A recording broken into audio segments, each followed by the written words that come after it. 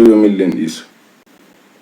Awwalumaa gala biqiltuu irraa ilaal maame ani biqiltuun jaallatta miti ati. Qoy wal dubbanna qorata yoo dhugaa wal dubbanne ati obboleessa guyyaa keessaa obboleessa walii taatanii obbolummaadhaan wal qabattan malee obboleessa obboleettii haati kee sii deessee miti. Dhugaa dubbachuuf fira. Kanaafuu shakkuun qaba. Ani ilma namaati nan shakkaa bara obbolummaa kana guyyaa keessaa obboleessa taatan malee haati tokko sin hin deenye abbaan tokko sin hin deenye. Kanaafuu shakkuu ani ilma namaati akkan itti shakkuun dhiisu. Shakkuun dhiisuun. Maammi ilaal ati na jabeeffadhu ilaal na jabeeffadhu wayfansiin jedhe dhaggeeffadhu. Amma qurbii biqiltuu hundi sana jira. Na jabeeffadhu wayfansiin jedhe. Yoo ati na jabeessiti ani siin jabeessa. Sii galee dhugaa dubbisu. Gabbara fidin jedhe bara. Akkas taanaan suman fuudhee jiru. No gabbara fidin jedhe. Situ nu diiguu danda'a nu jaaruus danda'a jechuudha. Dhaggeeffadhu maammi an gabbara fidin jedhe laa. Isa soddaa maqaan isaa qorataa qorqorroo jedhamu sana soddaa uumee amma akka itti soddaa kabaju sanatti sii galee anammoo warra soddaa akka itti kabaju argiteettamti maqaadhaan waamu soddaan jedhati immoo maqaa kun irraa mulqitee qorqorroo isa kachi jedhu yeroo roobni roobe sana iyyu yeroo cabbiin itti bu'ee faa iyyu sanatti nama moggaafte. Amma wanti sirraa eegamu tokko ani nama gaarii nama bareedaa tokkon barbaadaa fi malee ofiin fuudhu barisi. Silaati na jabeeffachuu qabda bara. Intala qabee fidiyaasiin sirka nama meeqa harkaan buuse beektaa? Nama baay'ee harkaan buuse bara. Utuu isaan harkatti hamma uummatanu inni kunis inni baay'ee. Miidiyaa irratti hin beekne malee bara duraanis wajjuma haasa'arra bara biqiltuu amata tokko dura wal beekna. Doktooras amata waggaa tokko dura wal beekna bara yoo barbaade doktora gaafachuu dandeessaa. Waggaa tokko dura wal beekna. Doktooras biqiltuus. Asitti jireenyi wal yaabe gaalaal dhaggeeffadhu dubbiin asitti wal yaabe. Dhugaa dubbachuuf doktoriidhaan gadda maal jettu beektaa? Maammee kana hin beeku asuma irratti reefiin baraa jiraa jette. Na sodaatti ta'e waan isaan beeku. Si kabajji waan ta'eef si sodaatti ta'uu mala garuummoo doktora duraa wal beekna warri eda laayivii irra ture dhaggeeffateera. Adammoo waa'ee doktoraa dagadhu waa'ee biqiltuutti deebii doktoraa waliin beektan waliin beeknu. Rakkoon qabu walaloo kutaa 40 barka wajjiniin doktoriin xannaatee wajjin dhiyeessuudhaa turaniiti. Ichimni jaalalaa tokko hamma 20 marfeen jaalalaas tokko hamma 20. Nu miidhama jaalalaa hojjenne ichima jaalalaa hojjettu maal jechuudha waa biraallee hojjedhaa ka. Isin gubaa jaalalaati keessan. Nu miidhama jaalalaa hojjenne waan ta'eef isin waa biraa hojjedhaa yoo ta'e illee masaanuu hojjedhaa yookaan immoo isin jaalladhu walaloo jedhu walaloo jibbaa hojjedhaa nu walaloo jaalalaa hojjenne waan ta'eef. Naafi biqiltuun immoo jibban dubbannu yoomillee garuu naafi doktoriin dhiifnee irra kama bakka itti dhagaama jedhee waan yaadeef dhiiseeraan. Nan sodaadhu. Ituu doktoriin qabde immoo lammata ija jaraa lamaan jaraayyuun argitu beeki. Biqiltuu silaafis ta'uu waan jedhamta bara. Anama idiyaa rafaa yeroon galu ni kaa'ee dadheen deebi'an biqiltuu. Idiyaa rafaa baasii tokko malee anatu ni kaasii godhaatuuf sirreessiidha bara amma soddaa jedhi laana kabaji anis hin kabaja akkasii bara. Haa ta'u. Yoo wal kabajne anamma ilal anarraa fakkeenya fudhadhu soddoota biraa yeroon soddaa koo arge koomentii jalatti yeroo isaan koomentii wayi barreessan akka waan dhakaan gurguddaa wayi asirra taa'aa jiru natti ulfaata waa sagalee ol qabee naasa'u sii galee. Soddaan sodaadha jedhee bara Oromoo. Kanaafi intalli keetumaati amma of sirreessiidha. Siin dhoowwanne bara of sirreessiin jedhe malee. Maqaan gosa jedhe malee. Dhugaa rabbiif biqiltuu fatanaan ture malee qoraan tureen maaliif jennaan nama lafatti wal amanitu muka wajjin yaabaa. Sababnis an siluma karooran qabaan gaafan jaalallee baafadhu kabalee laalaa arrabsee laalaa. Dhahee laala yeroon dhahee yoo siin dhattee kan obboleessa siinatti fiddee na tumsiiftu taate nan dhiisa kabaleellaa yeroon kabalee yoo siin immoo kan isiinis na kabaltu taate nan dhiisa. Arrabseellaa yoo siin kan arrabsi ta'e nan dhiisa. Garuu biqiltuu waa hunda godhee ilaaleera jechaan tuqee ilaaleera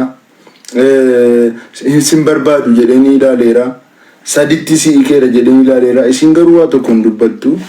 Kanaafuu biqiltuu yoo illee filannu. Intala gaafa guddisuu eegadu gaafa harka dhuftu fuula dura kanaan akkuma koo kana lawaa tokkotti hin jiru. Daa'ima tokko jechuudha.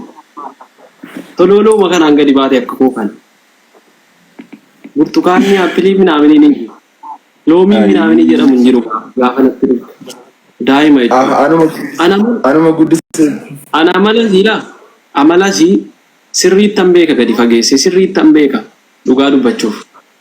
Miskiinummaa sirriittan beeka. Dafee baasuu dhiisuun kooyyuu waan isin jabeenya taateefani ati silaa na galateeffatta bara. Nama biraattis akkanumaan kennu bara.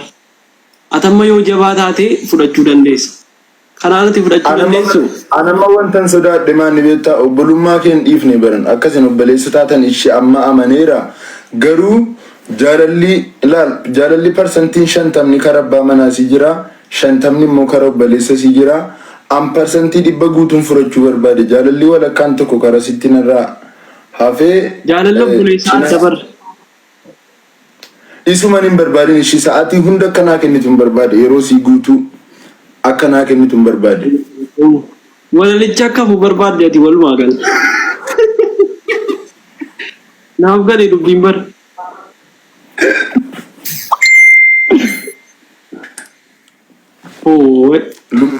Lubbuun koo waan barreessaa artii qoy nallaalawaa siin barreessite.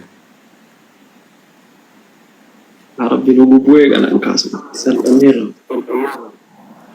Laa lubbuun koo walaloo jaalalaa siin naa ergite laa dhugaa rabbi kunoo yoo shakkite laa ilaa odolaa.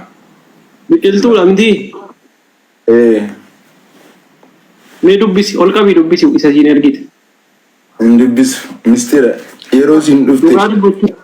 Jechoota malee sun walaloo ta'uu hin danda'u. Jechoota way barreessite. Walaloo ta'e hin dubbifamu. Wallaahi walaloodha hoolaa ilaa kunuudha. Yoo barbaadde hoolaa ilaa kunuu.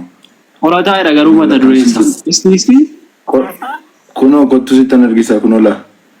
Elaa yaa maammeen koo jedhee jammare laa. Miimaadhaa sun yoo qaadha hootiin jalqabu sun. Eessamma maaliif qaawwal fakkaata maammee rabbii fedhe.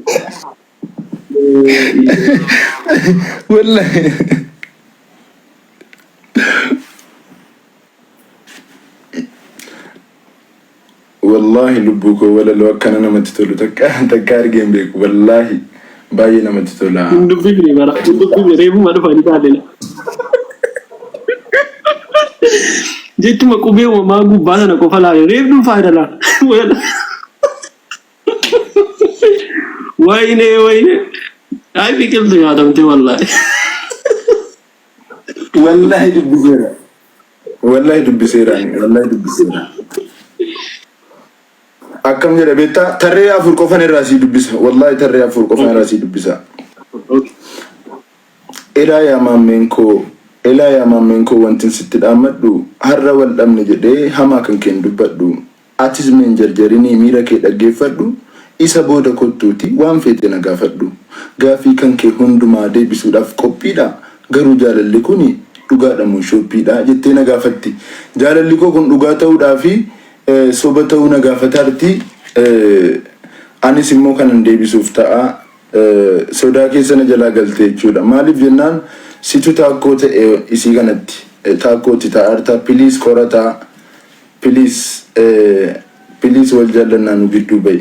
Piliis hadaraa jaalalaa nu gidduudha ba'i qorata. Sitti beera bar maammi ati na kabajjeennaan dhugaa dubbachuuf ni kaanatu si godhas waaqiidha. Kun kabaja ishi soddaa koo piliis soddaa koo. Walii gal akkas dhugaa dubbachuuf natu qabiltuu jedha qabiltuu anatu jaarsa qofa fudhuu kottu anatu ni kaasiidha. Yaa Rabbi yaa soddaa. Abeet. Please wantin sitti dhaammadhu jaalalli biqiltuun naaf qabdu walakkaan tokko bakkee jira. Jaalalli biqiltuun naaf qabdu walakkaan si bira jira. please akkasiin guutuu sanaaf kennitu nu jidduudha bayi please sodaa. Ani kun fuudhu barana obboleettiidha yoo akkamuu ta'e jaalala obbolummaa walitti qabna malee jaalalatti garaa tokko keessa wajjin turre walitti qabna malee jaalala akka. Akkas ta'e gaafiinsi gaafa dhagaa. Haadha warraaf abbaa manaan yeroo ilmoo argatan maaliif ilmoon kun yeroo guddatte maaliif kilaasii biraa ijaaruuf of bira maaf hin bulchine ilmoo isaaniiti yoo akkasiin ayyeriin qabneef miti akkasiin jaalala jaraa waan yaadachiifte sababa jari wal biraan bulchineef sittaniif of biraan bulchineef qayyaruuf ammoo no qayyaruu miti dhugaa dubbachuuf seenaa addaan nagayaanis akkasii kana guyyaa tokko gaafadhe. Gaaf tokko mangistuu jedhama maqaan abbaa mucaa daa'imaa sun. Haati immoo Addis Ababaa jedhamti. Addis Ababaa jedhamti.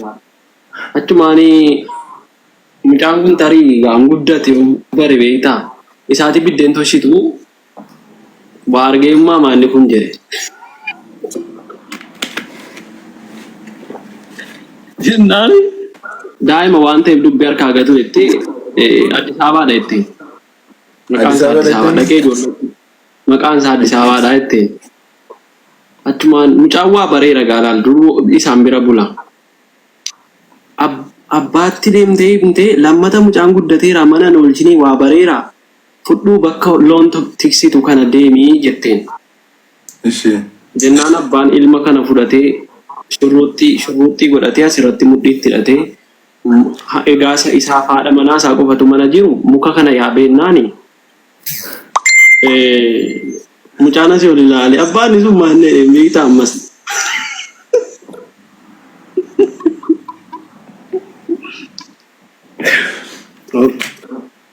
jennaani mangistuudha jedheen.